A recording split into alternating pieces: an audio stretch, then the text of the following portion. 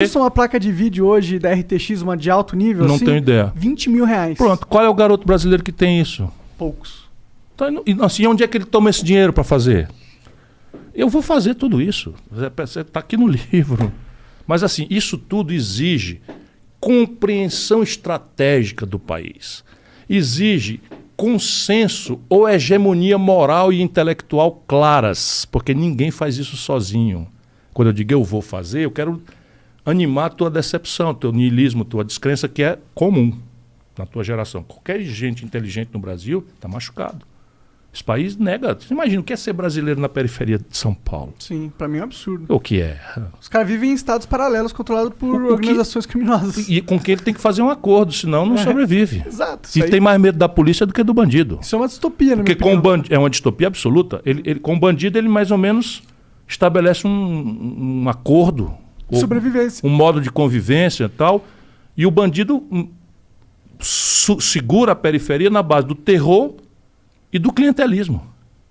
Porque está também oferecendo um esforço de legitimação ali, com proteção, por não sei o quê, papapá e tal. E a polícia, de repente, é o inusitado.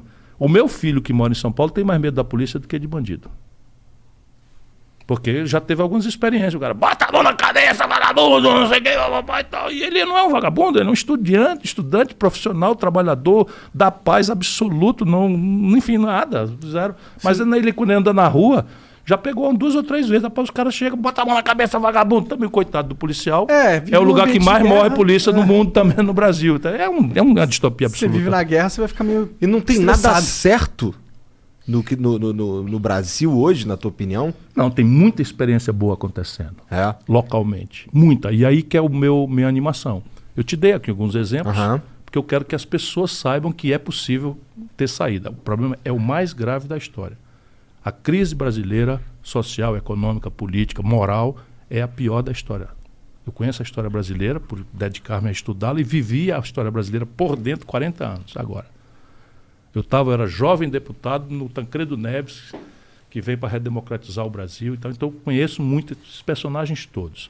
Nunca houve uma situação tão grave, tão complexa, tão ameaçadora do fim da nacionalidade brasileira como nós estamos vivendo hoje. Porque também a exigência internacional agravou-se muito. Se você olhar o padrão da disputa da China com os Estados Unidos, economia do conhecimento, tecnologia, não é? A ferramentaria militar sendo comprada pelos governos para disseminar tecnologia civil. A internet, onde nós estamos, foi criada pelo governo americano a pretexto militar. O celular foi criado pelos norte-americanos a pretexto militar. Tudo pago com dinheiro público. Agora bota a China uma sonda, um robô. Eu estou te dizendo, eu fico com muita raiva. Em 1980, o Brasil era 8 Chinas, sob o ponto de vista de modernidade industrial. Ontem. A China está com um robô mandando fotografia em Marte. E nós aqui estamos precisando importar máscara de proteção da China.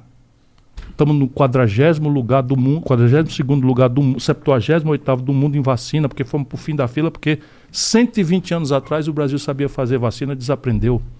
Bolsonaro está gravando tudo isso, mas não foi ele, não. Isso foram os 30 anos de desmonte. Em 1980, 1/3 da riqueza do Brasil era indústria. Por que a indústria caiu tanto assim? Câmbio, juro.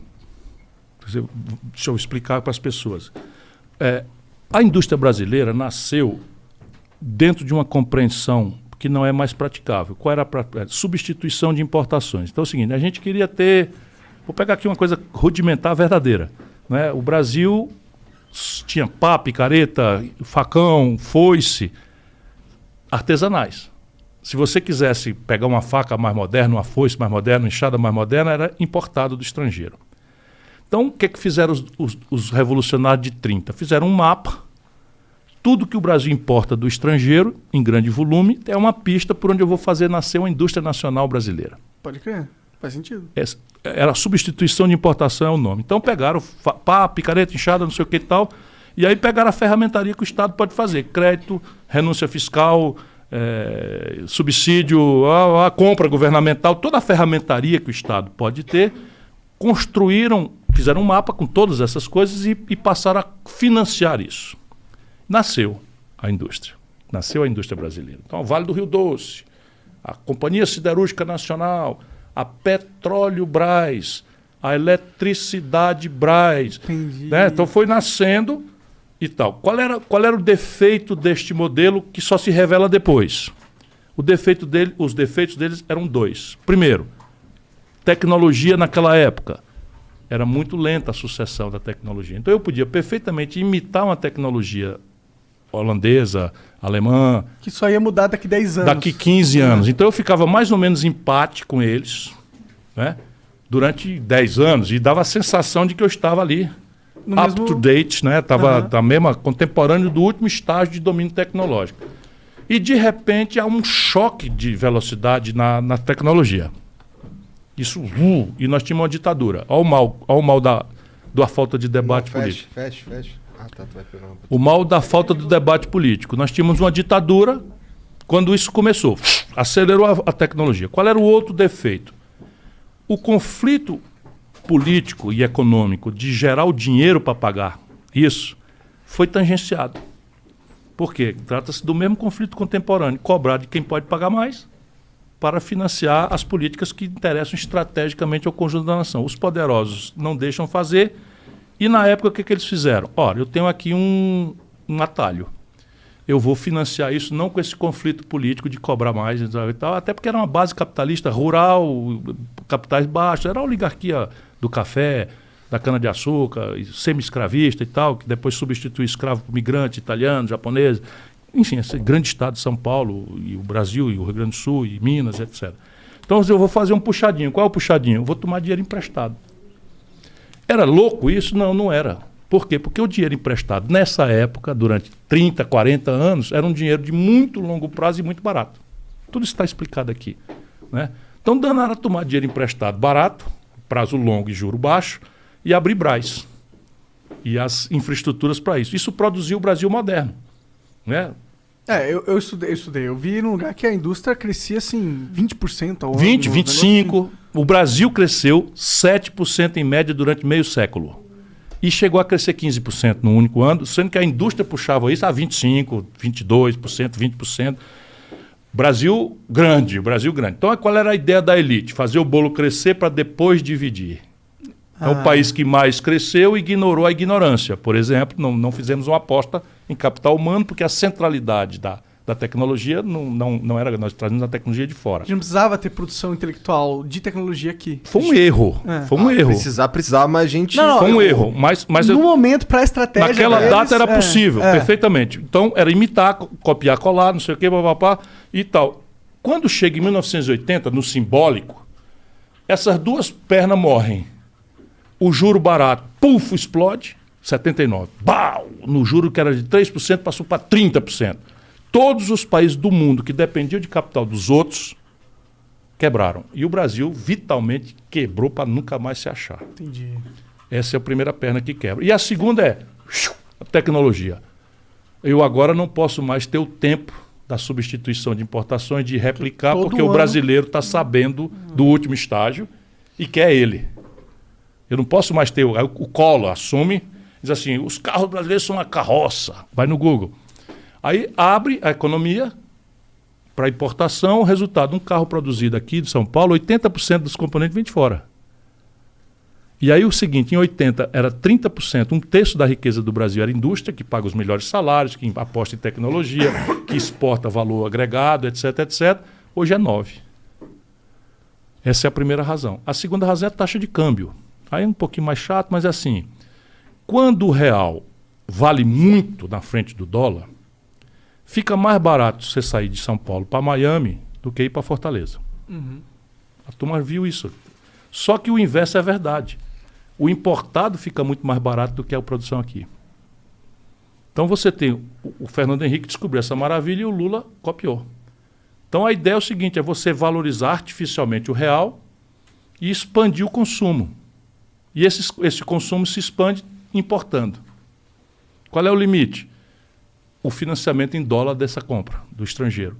Aí o Fernando Henrique faz, e aí de repente os preços dos produtos tradicionais brasileiros, boi, bode, galinha, minério de ferro in natura, petróleo bruto e tal, sobe de preço. Aí fecha a conta e engana. Dá para viver, ganha uma reeleição. Aí tumba, Quebramos em 99. Aí como é que um país quebra? Ele não fecha, não bota uma placa. Acabamos.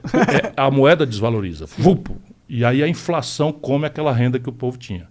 Porque o dólar, na hora que sobe o dólar, a carestia vem porque você não compra pão, mas compra. Porque você não compra dólar, mas compra pão. Sim. E o pão? E pão é trigo e trigo é dólar. Sim. É uma turma boa. Isso aí já todo mundo está sabendo.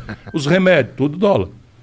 O eletroeletrônico, tudo dólar. Os games, tudo dólar. Então subir o dólar, vai subir tudo. O dentista, a consulta. Não precisa subir a consulta. Precisa por quê? Porque a broca, a anestesia, o foco cirúrgico, tudo de fora. As pós-graduações. Tudo estrangeiro, tudo de fora. Então o cara tem que cobrar em dólar. Então a economia está indexada a dólar e tal. E aí o povo empobrece e fica puto. Aí nunca mais o PSDB ganha uma eleição nacional. Dá passagem ao Lula, novidade, não sei o que e tal. O Lula faz o quê? A mesma coisa. Como é que o Lula não quebra o Brasil? 130 dólares um barril de petróleo. Preço de commodity lá fora. 190 dólares uma tonelada de minério de ferro.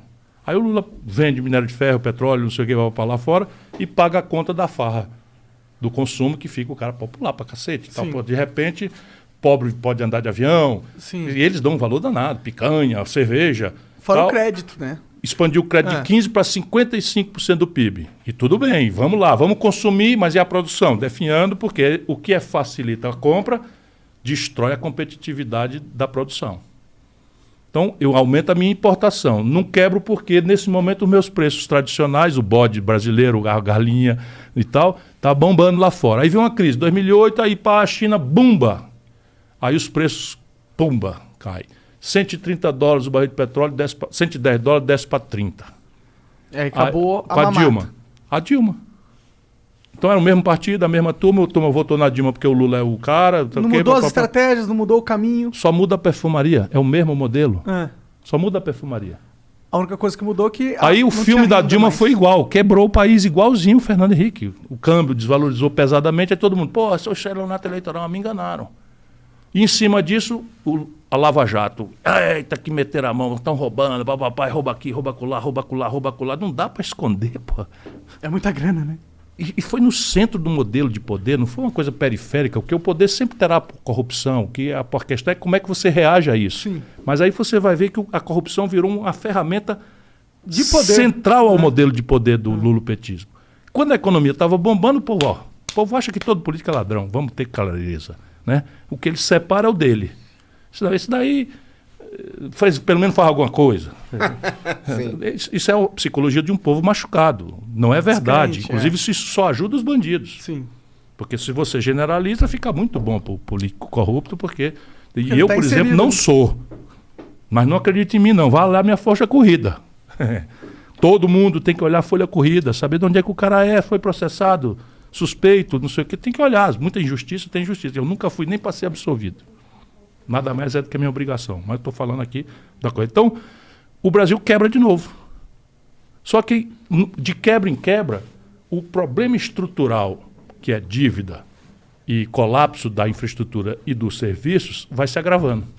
Só para vocês terem uma ideia, para não ficar muito mais chato do que eu já estou. Não está chato, não. Para manter a infraestrutura... Chato, esquece essa palavra hoje. Para manter a infraestrutura do país, portos, aeroportos, estradas... Enfim, para manter a energia, vai dar bode agora. Todo mundo se prepare que vai dar bode. Vamos pagar mais caro a conta de luz aí. Para começar 20%, mas vai faltar energia. Vai faltar energia. Muito provavelmente nós vamos ter racionamento. Hora de instalar uns teto solar aí, galera. Quem puder, por favor, faça. Porque, além de ficar muito caro, vai faltar energia. Vai faltar grave aqui no Sudeste. Grave. Então, porque são os canalhas, rapaz. Não tem plano de nada, não tem projeto de... Vocês já repararam? Esqueça se você é a favor ou contra a privatização. Esqueça, por favor. Mas vocês repararam que faz 50 anos que a turma fez um monte de coisa e faz 30 anos que a turma só vende e não faz nada no lugar. Esqueça se isso é bom ou ruim. Mas fizeram a Petrobras, fizeram a Eletrobras, fizeram a Telebrás, fizeram a estrada, fizeram não sei o que e tal. Nunca mais fizeram nada e só vendem.